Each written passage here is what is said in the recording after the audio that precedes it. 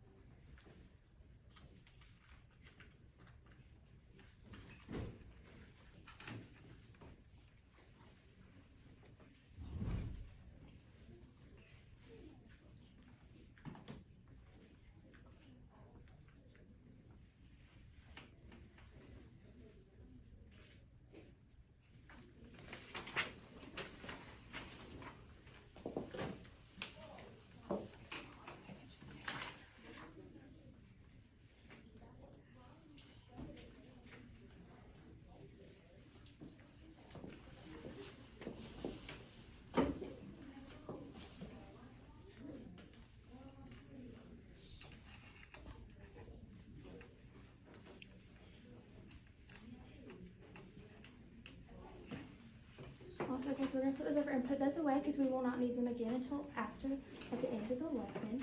So now we're going to watch a short video to build some background knowledge on the Great Depression.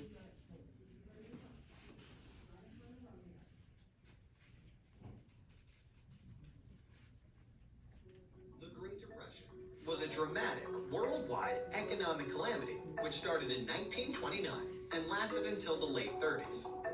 Most people believe it began with the U.S. stock market collapse of October 1929. By 1932, U.S. stocks were only worth 20% of what they were prior to the crisis, and 1 year later, almost half of all United States banks had failed. By 1935, roughly 750,000 farms had been lost to bankruptcy or distressed sales. European countries, debilitated by the debt they've accumulated due to World War I, dealt with the severe depression and a sovereign debt crisis ultimately merged. In Germany, for example, unemployment reached 25%, and among other things, this economic disaster led to Hitler's Nazi Party becoming the top political actor after the 1932 elections. Worldwide trade was devastated by the Great Depression, with countries engaging in so-called trade wars by limiting imports.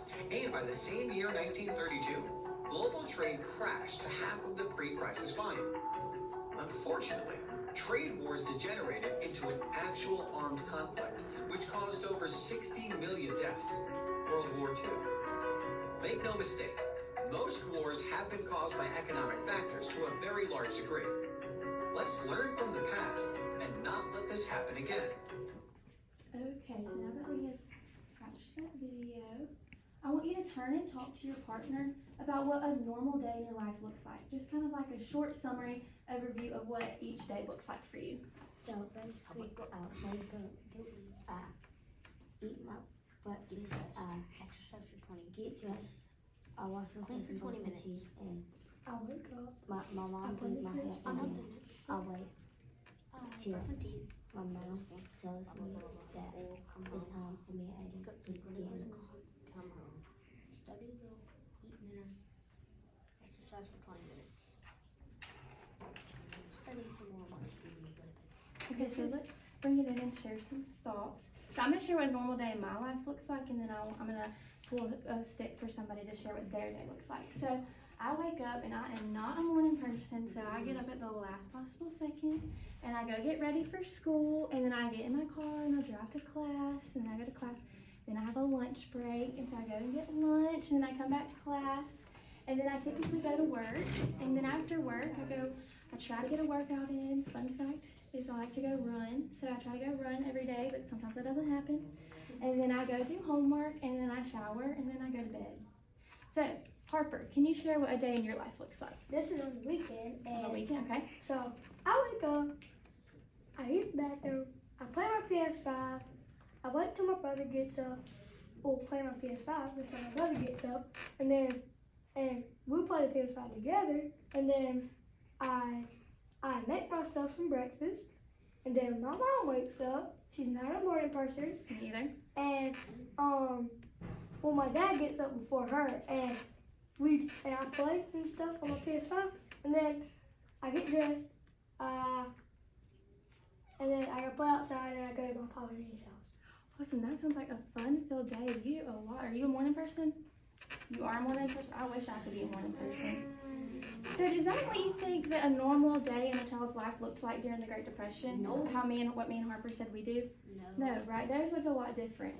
So before we go into this PowerPoint, I want to go over some vocabulary words that you may or may not be familiar with. We're going to go over them just in case. So our first word is economy. The wealth and resources of a country or region, especially in terms of the production and consumptions of goods and services. So to put that kind of simple, the way that people spend money and the way that people make money. So that is economy. Next we have stocks, which if you saw in the video, this picture, when it was talking about stocks is up in the video. That's why I chose this one. But stocks are units of ownership in a company. So we're going to talk about stocks when we talk about the stock market crash. Wait. You want to write it down? Definition?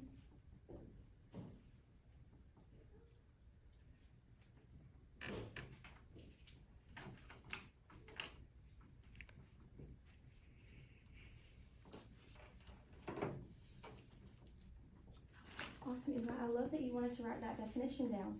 So our next word is drought, and that is a prolonged period of abnormally low rainfall leading to a shortage of water. So the farmers need water, they need the rain. So when they don't have rain, they come in a drought because it becomes really dry, right?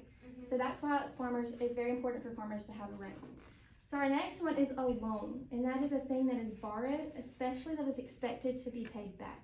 So kind of what goes hand in hand with a loan is usually if you receive a loan, then you're in debt to whoever gave you that loan, which is something, typically money that is owed or due. So if you get a loan from somebody, you have to pay it back. So you are in debt to that person until you pay it back. Okay. Then our last word is allies. A state formally cooperating with another for military or other purposes. That is allies. Okay. So now we are going to get started. I have some guided notes to go along with our PowerPoint. If you skip a blank, if you skip over it, that's okay. We'll come back at the end and we can go over any that you missed. You can. And the ones that are highlighted are are vocabulary words that we just went over, so you do not have to write them down if you don't want to on the guided notes section. So when we go over this first slide, I'm going to walk you through the first couple blanks just so you can see how it's set up for the rest of the PowerPoint. So what was the Great Depression? The Great Depression occurred in the 1930s. During this time, the economy was at an all-time low. So remember, what did we say economy was we just talked about? Let's see. Eli, can you tell me what economy was that we just talked about? How you spend money or earn money. That's right, so how people spend money and the way that people make money. That's awesome. I'm so glad that you remembered that from us just talking about it. So then a region's economy is connected with things like how many goods and services are produced and how much money people can spend on these things. So to show you kind of the first couple blanks in the PowerPoint, it would be the Great Depression would go in the blank, occurred in the 1930s. During this time, the economy, so economy would go in that blank, was at an all-time low. The number 4, a region's economy is connected with things like how many goods and services would go in that blank, are produced, and how much money would go in that blank people can spend on these things. So now that you see how this is set up, you can follow along for the rest of the PowerPoint. Okay, so the Great Depression started in the United States but became worldwide. As a result of the economy being in a crisis, many people lost their jobs. People were not able to provide for themselves and their families, and many people were hungry and homeless. So I want you to turn and talk to your partner about what somebody in your family does, what they do for work to help provide for your family. My dad trains people, like a good pilot, and my mom is a bus runner, and she's gonna be a teacher, and she tutors. My dad is a qualified pilot. He retired military. Retired from the military. Casey, can you share what you shared with your partner Ariel? My dad is a police officer. Police officer, wow, that's such an important role in our society. So he does that job so that he can provide for his family. So many families back then could not do that because the economy was in a crisis, and so many people lost their jobs, so they were not able to provide for their families. So how did this happen? The Great Depression was caused by a series of factors that led to this extended period of hardship. There were not one particular event that led to the Great Depression. So let's take a look at some of those factors. So I want to let you know that not one singular event caused the Great Depression. There's many different factors that went into the hardship of this extended period. So I don't want you to think that there was just one thing that caused it. Yes, Eli? How did it happen? We're gonna go into we're gonna go into some of the different factors. I just need to know. Okay. Do you want to share what two you know? What two do you know? The government needed more money to recover from World War I, helping out with France and other allies. And they also needed more money to repair because Germany was not going to rest at that time. And they were most likely going to join the war.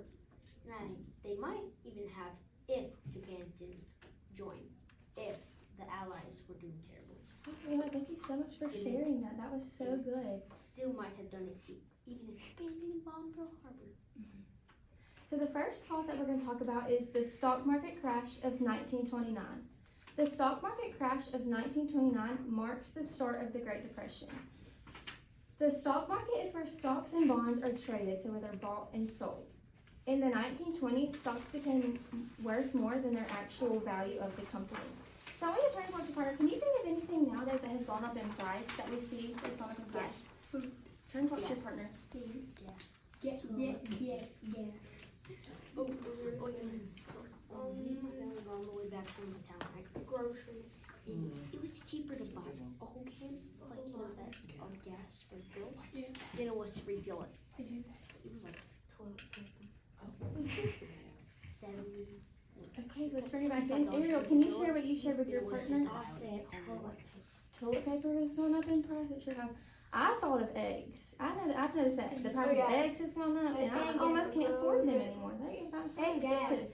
And gas has gone up. You may have heard your parents talk about how the price of gas has gone up. So many people were buying stocks on credit from the bank. So you could get a credit from the bank, which is a loan. You get a loan from the bank.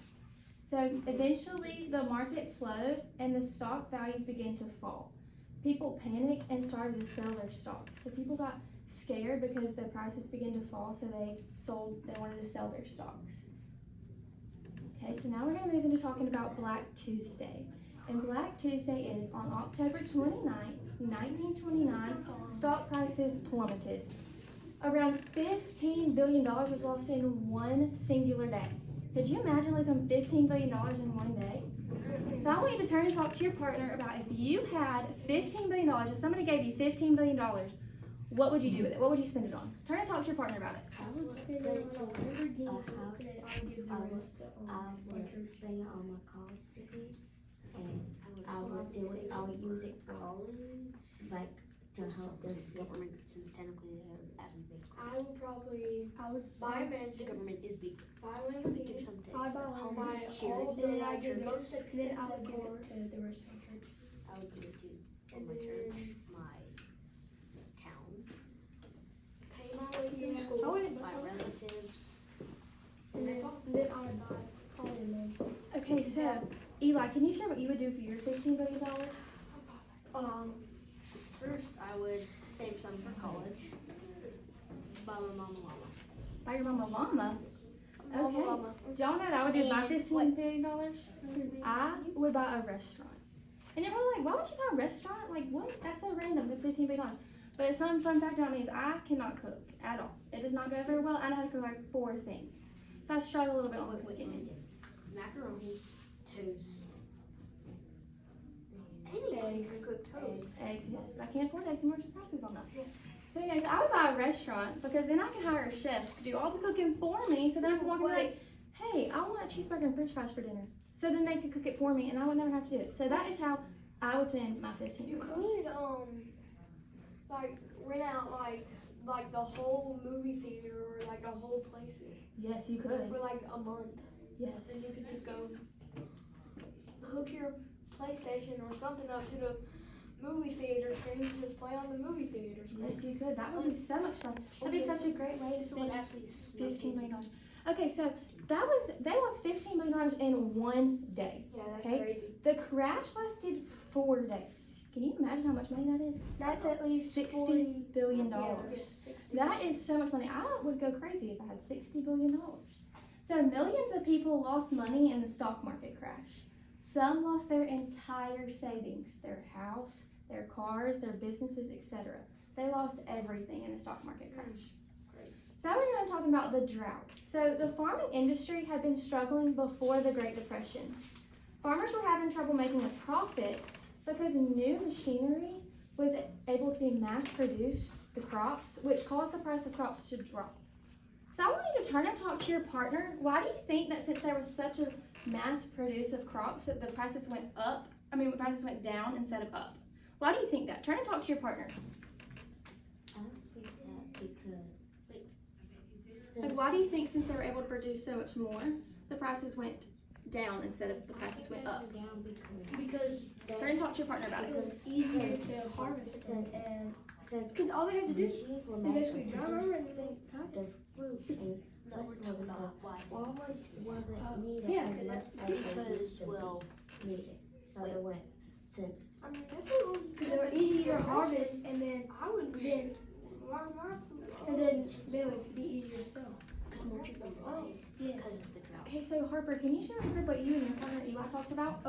We said because they would buy it because of the drought, and so they wouldn't have to go out on their own and find water. Right, because there wasn't, so the prices were able to drop instead of rise because there wasn't such a high demand for it. So like they were able to keep it on the shelves kind of so that there were more people. It wasn't like it got put on the shelf and everybody took it. So there's a high demand that the prices could drop. Okay, so now we're going into the Dust Bowl. In the Midwest, a drought began that would last until 1939. As a result, farmers could no longer afford to keep their farms. It's the same as the drought and the Dust Bowl are put together. So it's in the same topic for the guided notes. So as a result, farmers could no longer afford to keep their farms.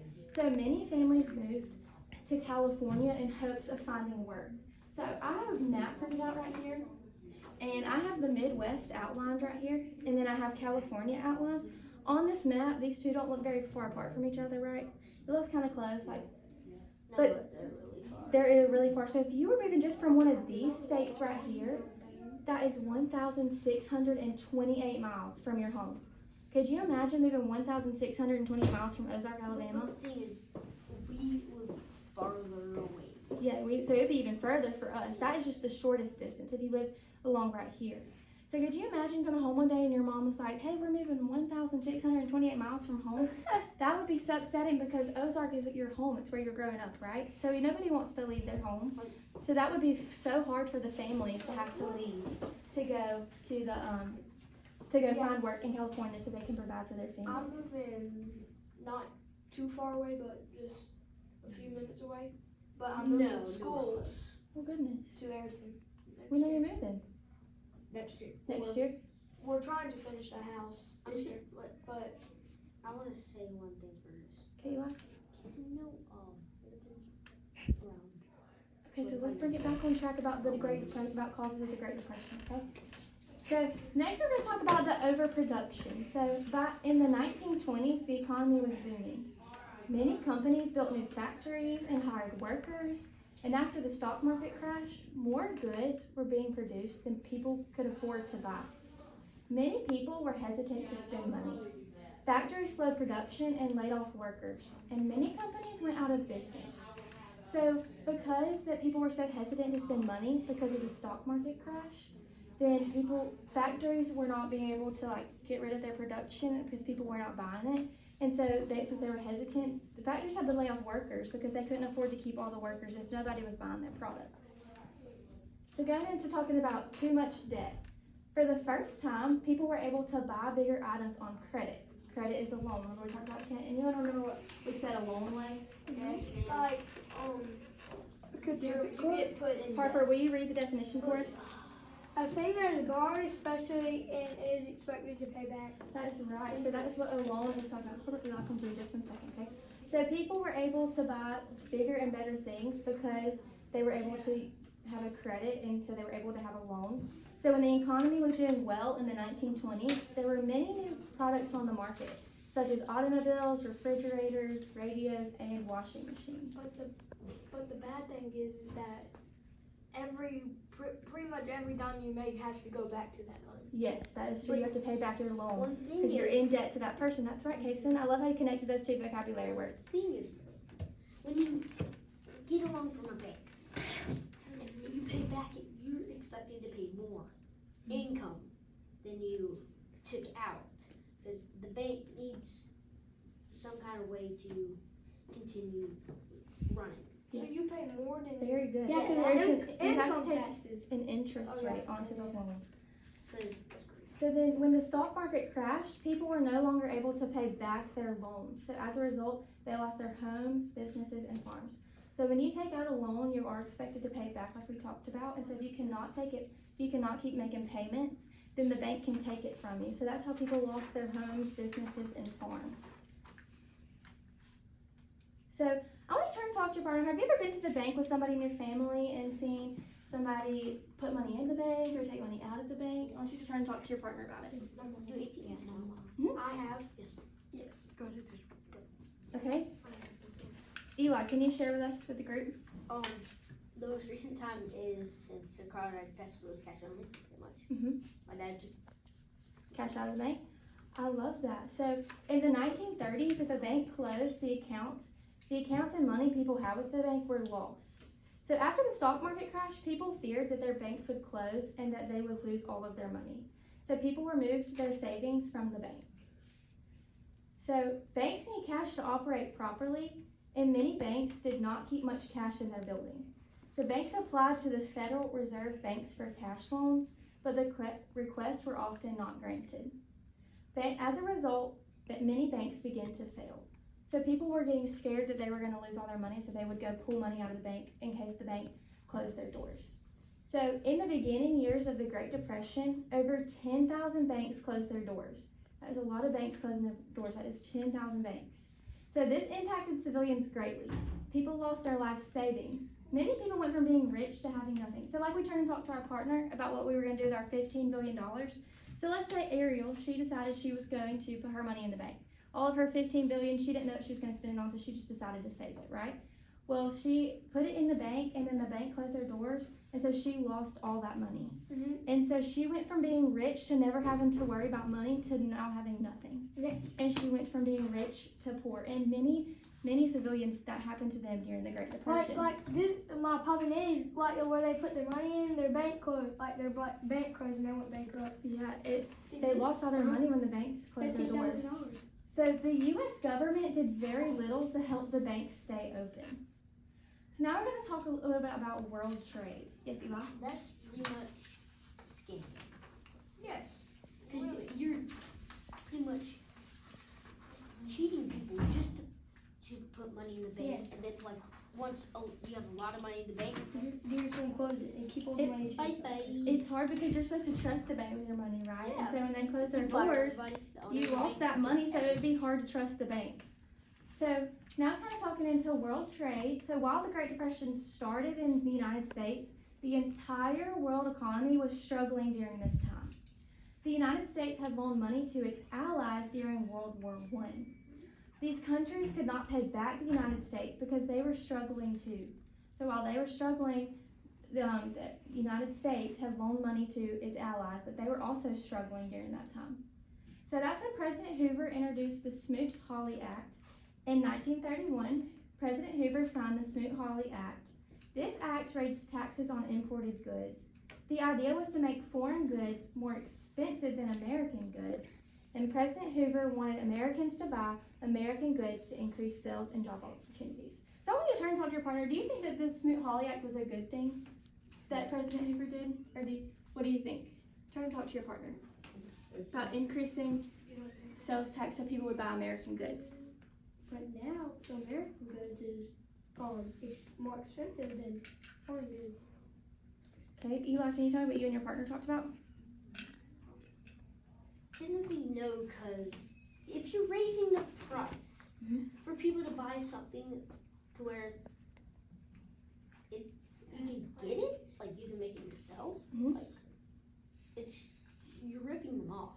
Like basically, like you can remake ammunition, like literally.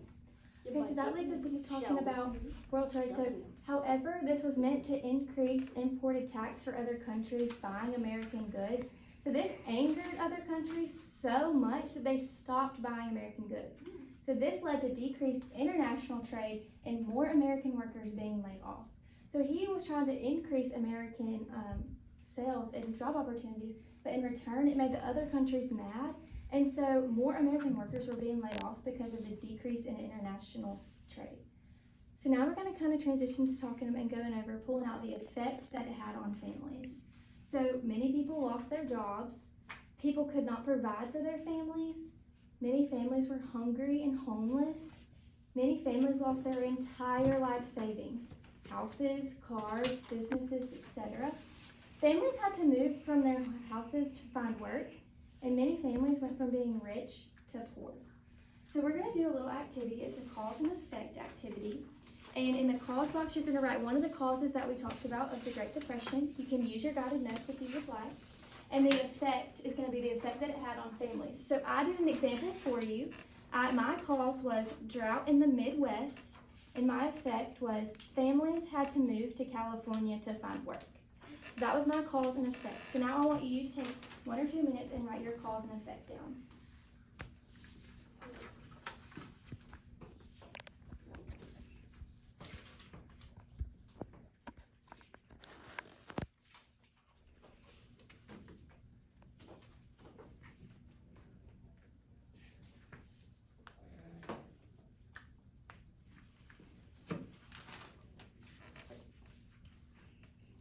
What's it called? The Smoot-Hawley Act. S-M-O-O. Hawley H. I'll just sort of Okay. Okay, I know what you mean. That's good.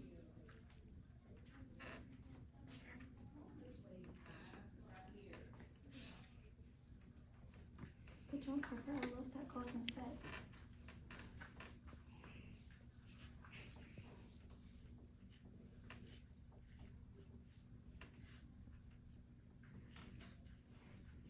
job, Ariel. That was so good.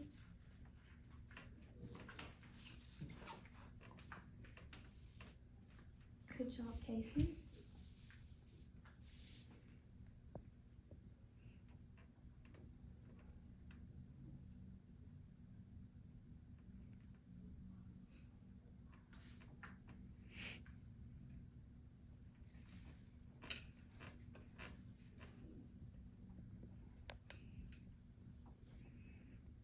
Okay.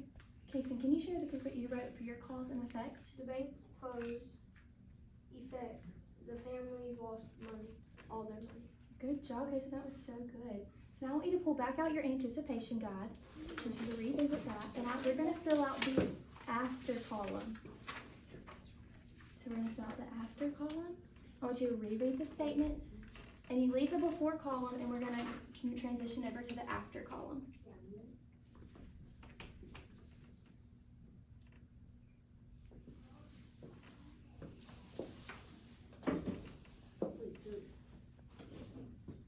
Yeah, it's wrong, right? Shh, we're doing it independently. So I can assess your knowledge.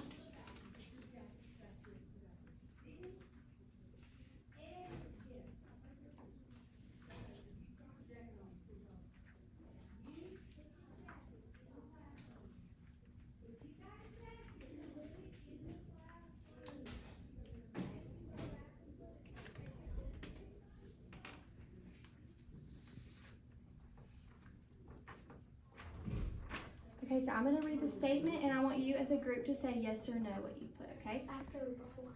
The after, for your after. So, the Great Depression started worldwide, but then moved into the United States. Yes or no? No. No. It started in the United States and then became worldwide, right? No. I mean, yes, but no. That one can be tricky.